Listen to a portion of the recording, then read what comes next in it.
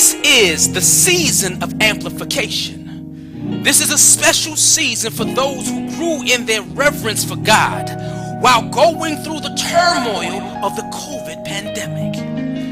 You are now in position for a level change. And when I say a level change, it's not a level up, but a level of depth.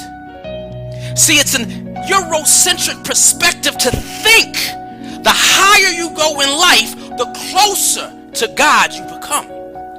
But in ancient African wisdom, it tells us that it is the depth of your knowledge, the depth of your wisdom, the depth of your understanding, and how you allow it to live through you in your actions that gives you the opportunity to get behind the veil where God exists.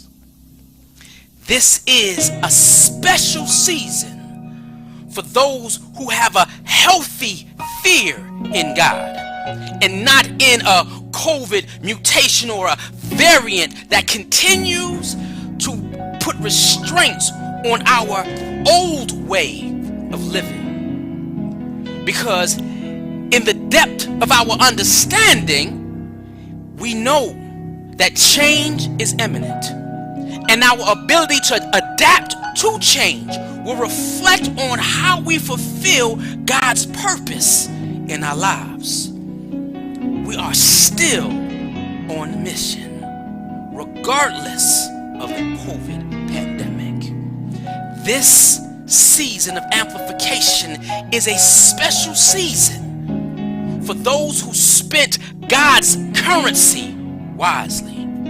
And that's that extra time we were given to spend in our households, to fortify our relationships with our families, that extra time we had to edify our minds, our bodies, and our spirits so we become more prepared to walk in this new beginning.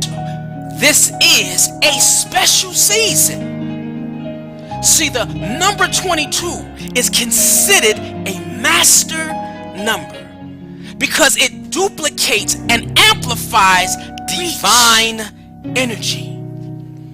At this moment in time, for the next 365 days, you are getting double the strength, double the creativity, double the protection, double the drive and determination, double the love. This season of amplification, yes, you are made ready for your spiritual breakthrough of 22. Everything is in your reach, but it's still up to you to go get it.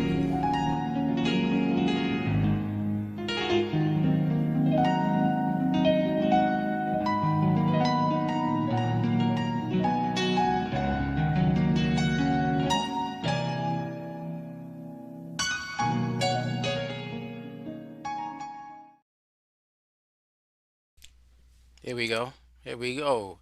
Good evening, good evening, good evening. This has been a long day, but we're going to welcome you. Definitely welcome you back to the African Speaks this evening. As you see that we're going to continue that the blessing of that piece running for the month of January. So you might see it, what, 2, 3 more times, because we're still in the early part of the month, just New Year, and we want to make sure that you understand the possibilities of the season that we are in. And so as we walk into the, we go toward the rise of the African, in this winter, I say first, stay warm because it is definitely cold outside. Um, and, we want to also be conscious that this is, the rise of the African is a social media Pan-African movement where we are seeking to walk into as a people our Marcus Garvey season, our Marcus Garvey numbers, the UNIA experience in today's world. And I know people in my community are always talking, how did he do it? Easy, it was commitment. And then we're going to talk about one of the factors that he used also in this experience, how he did it. And it takes individuals having this experience, and or using these quote unquote unseen powers, which is the topic we're going to talk about. All right, we're going to get there, to do that, and that's important. So we want to focus tonight on the untangible things, you know, that we have at this particular moment that is current.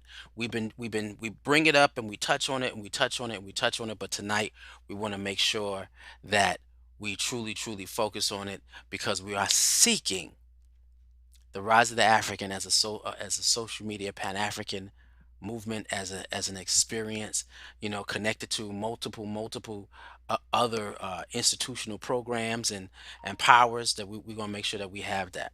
All right, and so as we do it, as we say it every week in every program, if you're watching us on Facebook, please click the like button, comment and share. Uh, this is how we get around on social media. This is how we control the algorithms. This is how we create the experiences that we would like to have. This is how you wake up and you open up a particular platform that you're using, and you're getting the feeds, not only because they don't give you the request. You don't get to check, oh, I want to see this on my page, or I want to see that on my page. They don't give you that power, right? What they give you is they give you the power of your actions. Woo! The power of your actions. So if your actions are not focused on anything, you don't receive anything about any substance. Think about it. And also, if you're watching us via YouTube, we want you to hit the subscribe. Oh, I think that was over. Hit the subscribe button, click, and then hit the notification button, so that you can always get the information that we are sending, because we definitely have multiple means of programming. So these are some of the programs that we have right here, which is the Sunday service, which is a Keebaland Inspirational Sunday. We have Tuesday, which is where we at today, which is the African Speaks, where we speak on topics that lead us toward the African in you speaking, that rise of the African in you, and all of it's all connected. Thursday night we have Afro Stream, where we're bringing you global information. Now this weekend is a sentimental and special weekend. We're having a homegoing ceremony for the maestro Walamu Chukuyu. So we will not be doing African history class and African spirituality class. We will be live streaming the ceremonies, because this man touched, man, thousands of people's hearts, thousands of people's numerous hearts. And so we're going to make sure that we give him the homegoing that he deserves. So we will be bypassing the African history class and African spirituality class.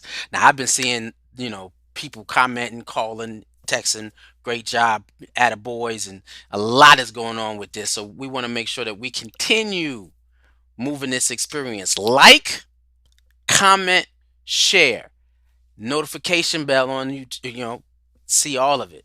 That's what we want to get. Now, if you ever had a chance, where's that at? Oh, right there. Go take a look at our website. Let me see if it takes a minute. There we go. Go up here. All right. It's actually responding the way I need it to respond. What? And if you want to scroll down, take a look. Go ahead and take a look at it. We got, oh, that's the shop. There we go. All right. Take a look at the program. We're gonna be updating it real soon, adding some add-ons, some changes. We got some announcements to make. I have to create a commercial for the announcement.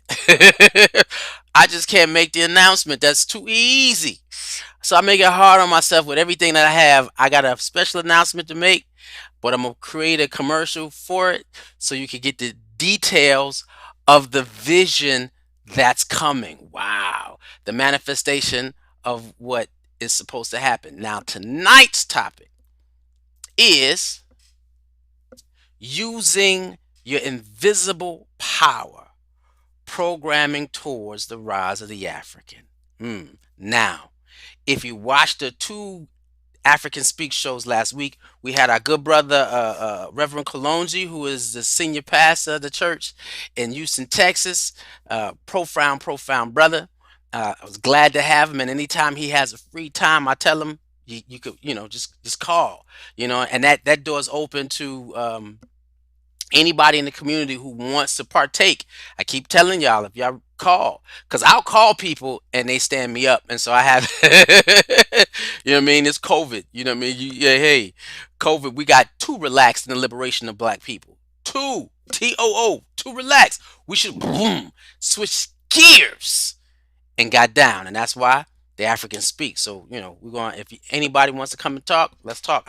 I'm sending out some more. Hopefully, for the month of February, we'll have some individuals online having these discussions. I got a group that I'm gonna shout out to. They don't know it yet, but yeah, these individuals, man, they are deeply opinionated. That's what I'll say. Old school, deeply opinionated, and we're gonna have some charged information, some conversation, charged conversation. But we want to definitely start talking about the programming towards the rise of the African, and again, I use that title phrase, that subtitle, programming towards the rise of the African. And in that, and I did that when we talked about Afrofuturism last week, and we dealt with we had the closing, in the last closing minutes we had all the breakdown of Afrofuturism, and we talked about the importance of Afrofuturism and why Afrofuturism is needed. And I went to my daughter, and I told her, I had a friend who was asking, yo, do you know what Afrofuturism is? And she was like, I never heard of it before. And I said, oh, let me talk to my daughter, right? Ayan is going to be my reference to anything that's modernized. And she got mad at me last week after speaking about Afrofuturism and the list of movies that she watches or watched. And she was right. One of my favorite ones is an Afrofuturistic movie called I See You Yesterday, and it's on Netflix. Watch it. It's killer. It support, man. If I could, and I was going to do a show on that show, really, but they ding you when you're using movies. So I'm gonna see if I could actually snatch the movie and break it down and talk about it step by step, because it's a powerful piece when dealing with Afrofuturism, but it also deals with a whole list of different things when it comes to the black woman. Yes, not only the ingenuity of the black woman, but her determination to save her community. Man, Spike Lee put a hip in, and then it's how young it was. How young the individuals were in that space, right? Which means it's not going to take. Technology doesn't have an age. We're in a highly technological era, and technology does not have an age. It's connected to the things that our desires.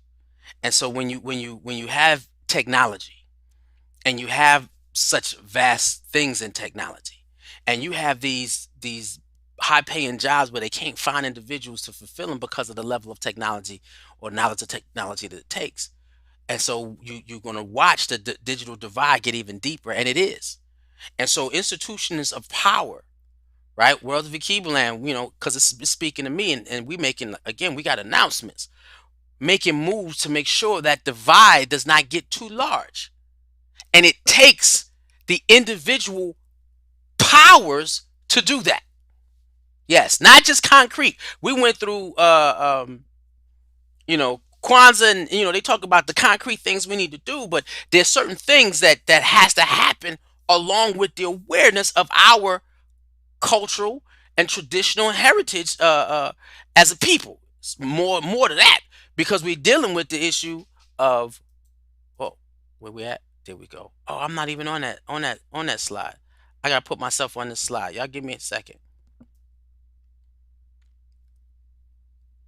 I'm supposed to be on this slide, and I don't know why my picture's not on the slide. Well, what? Oh, there I go. Okay, that's why I'm not on the slide, because uh, technical difficulties. Switch it up. And this was here before, and I don't know why I wasn't. Yeah, this is the slide I was about to pull up. Okay, because we are functioning from a conditioned self. Right. This is that mental slavery experience. This is what's happening to you without chains on your head. You gotta lock on the largest power source that exists in you. It's not in your heart, your love. No, it's up in there. It's how to use that brain. That brain, man, that CPU, central processing unit, how it processes data, it's right in there. And so we have to be able to tackle that because we were programmed not to know our beginnings. We were programmed not to like what we physically see in each other. We were programmed not to be able to connect to one another. And that's connect to ourselves, right? Loving ourselves. We're programmed not to love self. We're programmed not to love our women. We're programmed not to really love our children. We want our children to survive, but we don't program them. We are programmed to keep them in line to the system and the status quo. Programming. And in order, when we start talking about Afrofuturism, we were dealing with individuals who can see beyond programming. How does that happen? You know, some individuals who do it, who can see beyond the programming, aren't necessarily functioning from an enlightened state, but they're more enlightened than the individuals who can't see it. Right? Because in Afrofuturism, it's not just seeing ourselves in the world, in a whitewashed world, but we have to see ourselves in power in the future. And so it takes a level of enlightenment to get us there. Now, when we're dealing with the issue of deprogramming, wow, because that's what this is. We're dealing with the issue of deprogramming. We have individuals embracing the culture, embracing a sense of spirituality and oneness with the creator. And so the way the program works is sometimes if individuals can escape the matrix, right? You don't realize that the matrix, in the level in which we live in, it has levels to it. Has levels to it. So certain individuals will become enlightened, but not programmatic to change. Meaning that I know God, I know African spirituality, yet I'm still settled into the experience of living here in a world that is against us as a people. That means your programming, your enlightenment hadn't moved you completely past your programming. Ain't that something? We have churches on every corner, but we still here. Ain't that something? We have a woke generation growing, but we still here. Why? Because the level of programming that is in our spirits and in our minds is so deep that when you break the chains of one, it's like you get out of breath. You get tired. You don't. That's how you feeling. And that almost happened to me tonight. Real talk.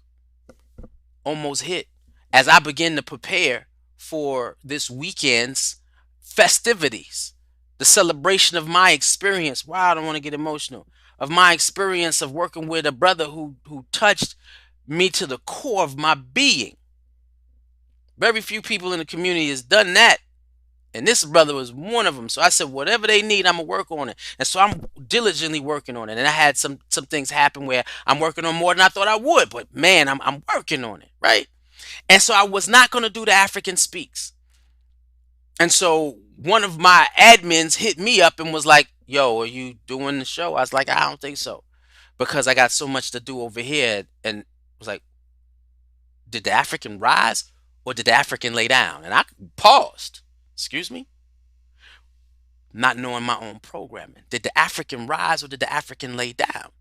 Because you, my brother, are one who has mastered multitasking. You can carry the load. Wow. Now, in my programming, in my ability or my effort to deprogram myself, right? To help deprogram me. You know, in my community, because my community is set up for deprogramming. It's set up to take us to a level of enlightenment that continues to deprogram us so that we do less to keep us here and more to build for ourselves. That's a community effort. We talked about that last week. Or what does it take for that criticism and that family that where everybody buys into? What are we working toward? And so when you get to that point, you start dealing with, here we go, imagery, weapons of mass creation. Woo! I found this one. In it, now look, let me watch this because y'all looking at me, and if the kids are watching, he's got a gun. You're right. Weapons of mass creation, because we got to understand that we are weaponized. They have weaponized our minds and our spirits against our growth in God. Now we have to weaponize our mind and our spirit against the deprogramming. This is what we up against. How do you get that unlocked? Because when you unlock it one time, there's another lock on this side, a lock on this side. It's not just one lock. It's levels of conditioning. So there has to be levels of deprogramming. And so you got to go into that space where you're using your weapons of mass destruction, or mass creation rather, I'm sorry, because you're going to destroy what they put in, right? But what we're going to focus on in terms of how we're going to use our energies to perceive what has happened is the weapons of mass creation. Why? Because we are co-creators. I hope y'all was listening to me this season. I hope y'all was listening through the whole holiday season. We are co-creators with God. We are co-creators with our ancestors. Why? Because we are called everybody's bloodline is called to accomplish something as a family. Everybody. So as your ancestors cross over, they go to work. They don't rest in peace. They rest in power, purpose, and purpose. Don't rest in peace for me. Why? Because now you have re-accessed God. Woo! Your family members have re-accessed God. So I need you to rest in power and purpose on my behalf. Rest in God. Because right now I'm trying to access God out within my physical frame. When my soul leaves, I'm hoping that I'm resting in the body of the Creator purely now, where the construct the construct of this matrix, this oppressive society that is run by operate conditioning and systematic oppression, no longer touches the spirit. So how do you get that spiritual experience in this physical manifestation of who you are? Right there, weapons of mass creation. We got to begin to think that way. That we are co-creators, and there are things that we have to think up. And so when you're talking about what is a weapon of mass creation, that's when you start dealing with your invisible power. Or let me put it this way, your invisible powers. Woo! Because dealing in African spirituality, and me going to and hopefully y'all made the African spirituality class, because it was powerful. A lot of people was responding on that, so it was powerful, brother. My phone was like, oh, I saw it. It was powerful. Oh, I caught a quick glimpse of it. It was powerful. I looked at it later. Great topic, powerful. So, and then we're dealing with the issue, and I say I do have a system, right? A system that I study that's 100% pure African. Right, so and then we'll talk about that as we move on into African spirituality class, and we get the foundations and the base of African spirituality, and then I sit down and I want to teach you what I'm actually learning in that, to incorporate it in my current state. But these are in our classes, as Black folk have gone through so much in this world, we keep forgetting the powers we have that we're supposed to use to bear down on our circumstances and situation. Those individual powers that God placed in us, with us, around us, and for us to get there. Let me flip. And that one is your perception. That's it. Your perception. Invisible power that you have. What do you perceive? Because the way our conditioning works, they control our perception, our ability to perceive things. To see, to prophesy. They locked it down. Our will. You can't see that. That's an invisible power. And they have the conditioning is so leveled. So even if you got enlightenment spirituality, how much enlightenment do you have? Is it unlocked your perception? Has it unlocked your will? Your determination. We said we want to be self-determined. And so we got more woke children. We got the woke generation. But where is the will to create as one people? Woo. We got to look at that invisible power. Then we have our memory. Whoa. We start talking about that. That's that. And look. Let me just not talk about the memory of what I remember, physically remember. Let's talk about the biological state of your memory, which is built in your DNA. Hopefully, y'all been coming on Sundays, cause these kids know it. Adults, if y'all ain't never heard this, and your kids have watched a Keeperland inspirational Sunday, they know about the memory, the knowledge, the wisdom that is in your DNA, the understanding that is in your DNA, ooh, the knowing that is in your DNA. They've been there. They done that. Yes. And that is an invisible power. Your memory. Because it said God is unlocking your code. He's always unlocking your code. Always opening you up. Your invisible power. And then you have your intuition. Now this is one thing that they couldn't touch in black women. Mm. When you talk about the power of the black woman, this is what they couldn't touch. And it doesn't matter how locked up they are. Black women still got that intuition. They don't play with that. They have claimed that completely. They knew something was happening when it was happening. It was just that's just how powerful they are. That double X chromosome, that emotional, that feeling, that bond that they have with the universe. That intuition is a wicked when it comes to a mother.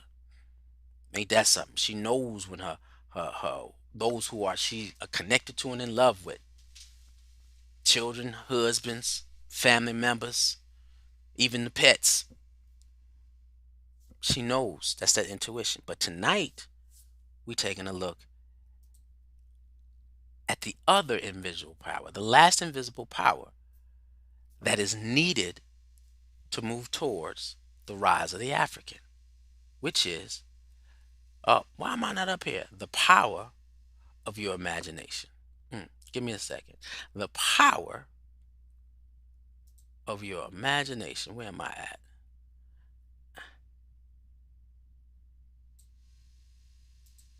There I go. Wait. I look like a midget.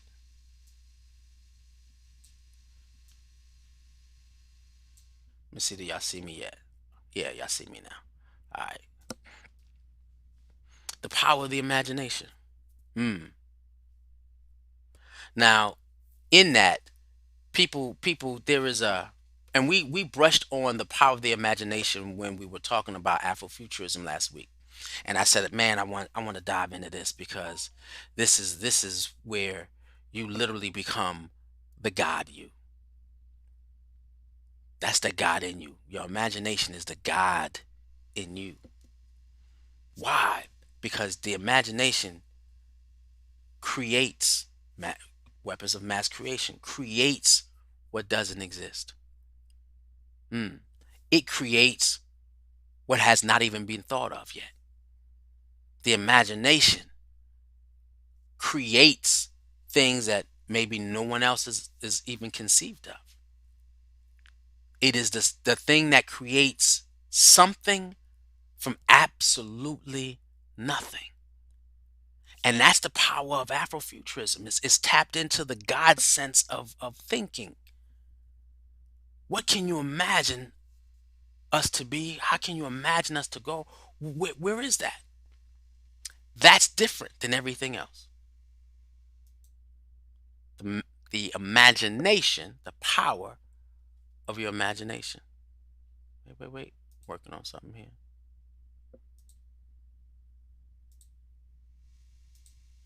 And so in this situation, in this scenario, in this experience of accessing the power of your imagination, it's different because a lot of people use it like visualization. Your imagination isn't like visualization. Visualization is totally two different things. right? So we're gonna break that down. Wait, I'm not here either, man. I told you this tonight almost didn't happen. Tonight almost just did not happen. The way this goes, I'm like, okay, nope, that's not it. 131. All right, wait, and then we're gonna have to clean that up. Let's clean that up. Yeah, you see how we do? Yeah, this y'all can tell this real software because it ain't. Yeah, everything is manual. Now, visualization versus imagination. The visualization is the white side. It's the clean slate where you can paint something. So you are the artist and you paint what you see. So you can visualize only the things that you know and understand, right? Things that you know and understand. That's what that canvas. Give me a blank canvas and let me create what I see. But your imagination is when you imagine something that has never been ever seen or experienced. That's that field of God.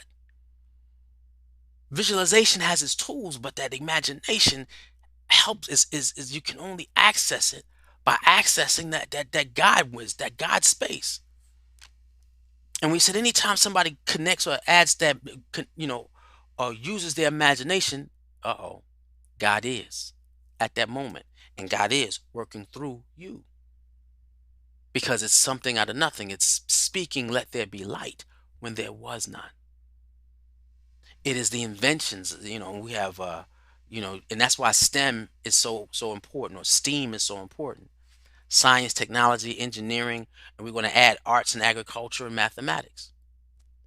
But the language of God is science and mathematics. And understanding science and mathematics, when you do that, your imagination kicks in. You can create anything because you're understanding the language on how to produce something. So can your language produce the things that your community is lacking that pulls us together? Do you have that language here, that coding, that liberation language that frees you and gives you who you are? Like visualization is, it utilizes only one sense, and that's the sense of sight.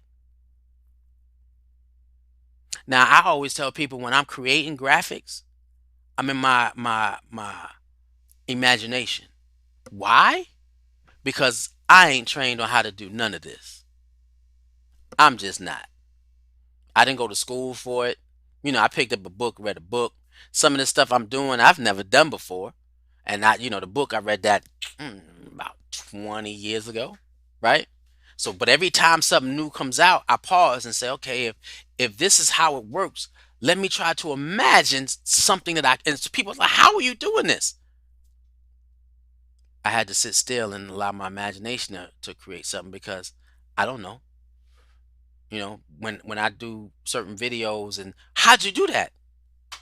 I don't know. I'm gonna go into something and I'm gonna surrender to my visualization, but I'm gonna also surrender to my imagination. And I said, I'm gonna just wing it. And whatever happens, happens. And so that means with visualization, you're using your sight. You have a clue. Imagination, you don't have no clue. You just go in there with your like this, with your eyes closed, and when you come out, you're like, "Whoa, did I do that?" Clearly, and I'm always having it. And you got to use all those. I know imagination, and I know it's memory. Like I have a memory when I'm one of the unseen powers. When I want to bless my space, I wake up every morning, and if you was here Sunday, you know that I wake up every morning. I burn an incense, 5 incense, and I put them in all 5 rooms, and I bless every room, and I bring in the ancestors and say, and I let them know throughout this day, pour into me the creativity, the wisdom, the knowledge, the know-how, the ingenuity, whatever I need to manifest what I'm called to manifest this day. That's not visualization. That's using my saying my imagination is yours. So if I'm sitting somewhere and boom, pow, I get hit, they called me to say, yo, we're pouring into you now. We're pouring into you now. Get up, produce. And when I'm in that space, I can't get out until whatever I'm asked to see, I'm shown. It's not something that I create. I'm actually shown it, and then I produce it. Tonight, I was shown this because I didn't have anything to teach about until 30 minutes before we went live. Then all of a sudden, graphics hit. This is the topic. I flew because I was focused. My visualization is focused on what I'm creating for this week, which is heavy, emotionally heavy because I'm emotionally attached to it. Not just spiritually attached, but emotionally attached, mentally attached. I'm all levels. All my senses are connected to that. So I'm surrendering to that moment. But this, I was told, did the African rise in you? And if the African did, walk on water. Do it all. And so after this, I have to learn how to decompress, detach, and then jump back in. Visualization is based on logic and prior experiences. Prior experiences. That means you're pulling from something, pulling from a source. But your imagination is based on the creativity and innovation of something that does not exist, that you don't know, but it's something absolutely new. Absolutely new. When you think about technology, can you imagine this? And those who are old enough to imagine. I remember times when we didn't have computers, we didn't have Google, we didn't have Wikipedia. We had to have encyclopedias in our house. I love the Martins. One love to the Martins because they had the encyclopedia that everybody in my building used. They made sure their kids had their study material, and I was like, "Ma, I need to go to the library, but it's late. I have a report to do, and go down to the Martins." And I will go downstairs to the Martins and ask to borrow encyclopedia. Somebody had to think about that. There's so many things that was created that we never needed before. It did not exist. So many individuals in our past, when we talk about the black uh, inventors and engineers of our times, over the centuries of what we contributed to this planet, had to access weapons of mass creation. And when you look in the gun, that's what that is. Those are things that were created that never existed before. The cell phone. You're like, what? You remember them big movies, and it was a big old phone. Hello. Now you sitting down, and when I was little, it was no, it wasn't even. It was rare to have nobody had car phone, let a cell phone or a beeper. You didn't even have a beeper. Not when I first saw Star Wars, and I'm looking at Star Wars, and Captain Kirk had a flip open. Hey there. It wasn't even a radio, and it was just handheld. Somebody had to access weapons of mass creation to actually produce that because it didn't exist. Then understand the technology to get it done. And that's when you're math and science. So we gotta put our kids in math and science. There's nothing wrong with having an athlete, but give him a foundation of God's language, which is math and science. African spirituality, because maybe he might use the resources of the finances that he gets to create something that we need. But make sure as he goes out there that he walks out there with a level of enlightenment, he or she, because they will be able to develop those resources to be able to create things from the power of their imagination. What would this world be like if individuals did not access that God power? What wouldn't we have? I couldn't be here. Now, when we talk about Garvey and accessing black folks worldwide, that means you have to use your imagination and of course, it's visualization. Now, at first, you got to imagine it as possible. It's easy for us to imagine, ooh, this is an ugly visual. It's easy for us to imagine that black people won't work together. It's easy for us to imagine that black people can't interact with one another. Black people will never get along. Women will never get along. You can't put black people in a program and expect that program to succeed. Black people are only give second substandard service. It's easy to sit down and say that. I would challenge you to see something different, to imagine a world that has no restraint on us spiritually. Woo, that's a beautiful place. To begin to imagine a world that we control. That's a beautiful place. Imagine a seat having a discussion on global powers. I look, I be honest. That's exactly where my imagination goes. That is exactly where my imagination goes. My imagination sees myself sitting at a table where I'm having global, international impact on black youth and black kids everywhere. Who can imagine that? Who imagines that? I'm breaking free. And then you have to live out that imagination. That's the issue. Everything about you conforms to the vision of that weapon of mass creation. That's the only way we get there. We have to make sure that and when we talked about it, because we talked about it the other day, right? And the other day during our conversation about Afrofuturism, and we said what type of education reform will be needed, and he gave us the list of education reforms. Now I'm going to add something. Wait, I'm not on that slide either, and I'm about to switch to the slide. Before I switch to the slide, let me make sure that I put myself on the slide. Yeah. Okay, let's go down here. So in that conversation, what we were doing was uh, listing what was needed to grow. And so he made a statement about critical race theory. Critical race theory is needed for us to be able to maneuver here in our lives. Now, we talk about it in African history class. Hopefully you show up to African history class, where we call it Afrocation, when education is going to do two things for a black person in this country. It's going to show you how to maneuver through a systematic a country that is set up with systematic oppression. It teaches you how to function and deal with your operant conditioning.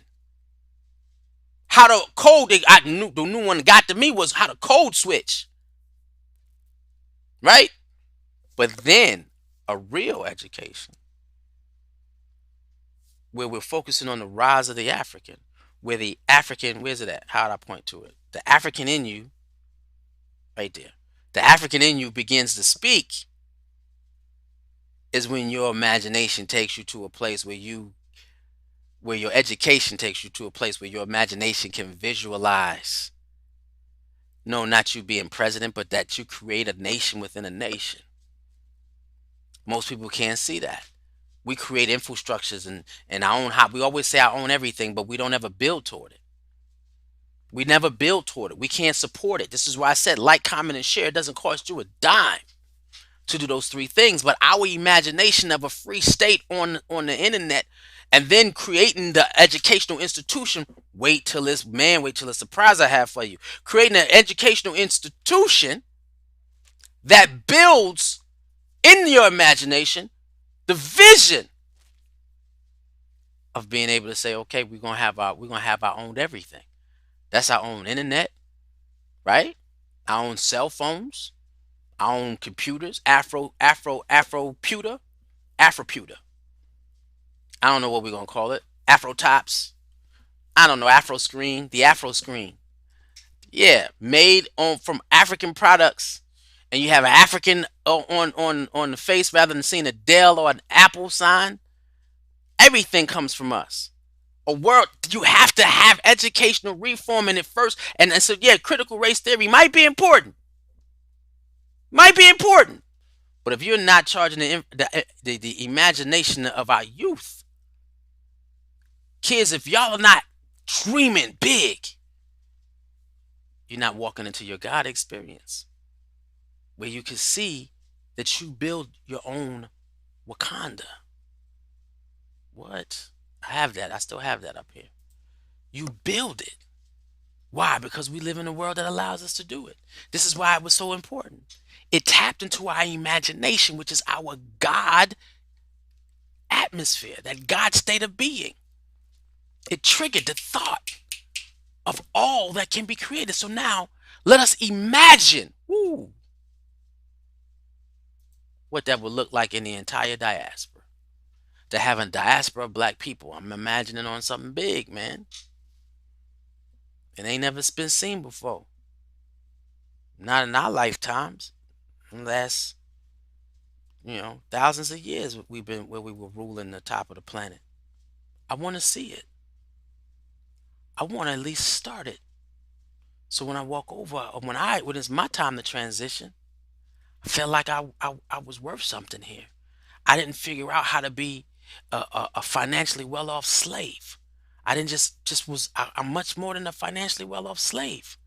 No, I broke the chains with my imagination, tapping into my unseen power, and did something with it. Yes, being able to utilize it and come up with an experience for black youth. Yes.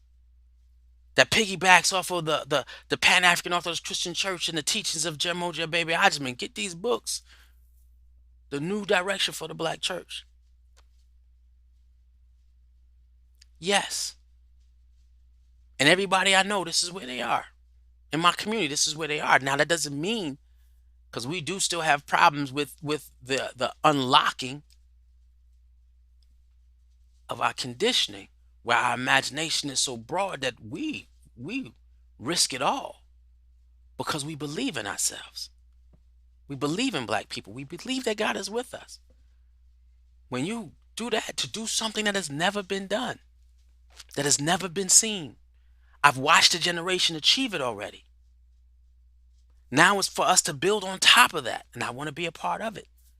Hence the world of Akibaland. When they said, brother, we need you, I had to visualize what I wanted, but I had to have the imagination to achieve it. Ain't that something? A concept that I ain't never seen before. Why? And the only time I've ever seen us do great things like that, man, you got to come to African history class to even hear about it. You got to look at something that happened maybe 7,000 years ago. I want 7,000 years ago today. I want to see that before my time is up.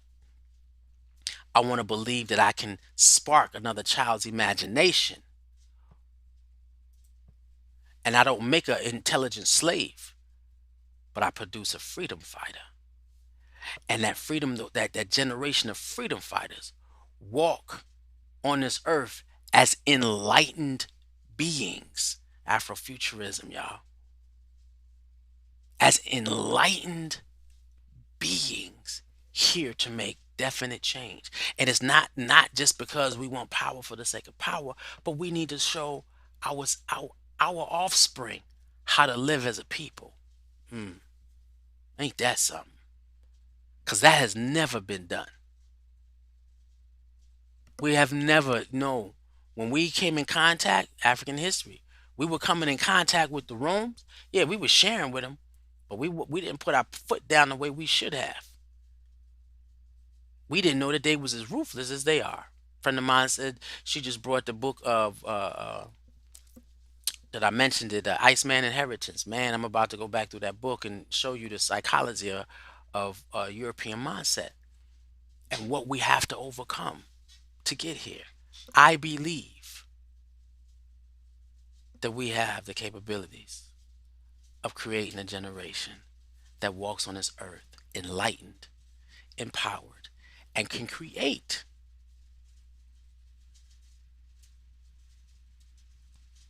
a planet that is the image of a Wakanda. That's the world of Akibaland. And in that experience, yes, I can tell you, you will see the rise of the African. And in that experience, you will know the world of Akiba land. And to that, wait.